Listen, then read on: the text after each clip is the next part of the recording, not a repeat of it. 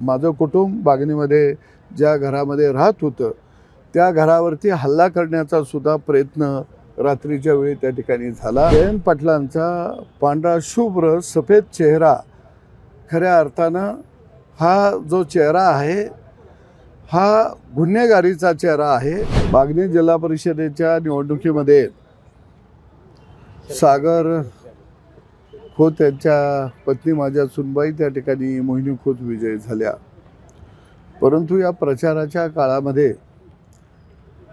जयंत पाटील यांची सगळी वक्तव्य ही खऱ्या अर्थानं एकेरी उल्लेख करून होती। भाषणामध्ये शिव्या देण्याचा प्रताप सुद्धा त्यांनी त्या ठिकाणी मोठ्या प्रमाणामध्ये केला। निश्चितच या निवडणुकीमध्ये जातीयवाद कसा भडकेल याही दृष्टिकोनातून त्यांनी आटोकाट या निवडणुकीमध्ये प्रयत्न केला।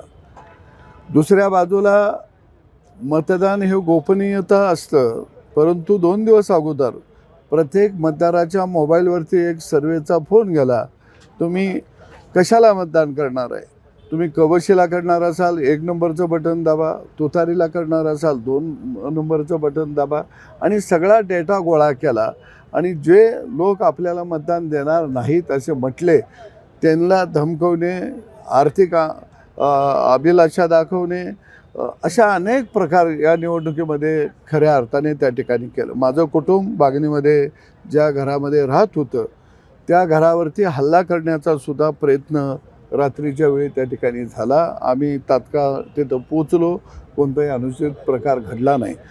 कारण जयंत पाटलांचा पांढरा शुभ्र सफेद चेहरा खऱ्या अर्थानं हा जो चेहरा आहे हा गुन्हेगारीचा चेहरा आहे।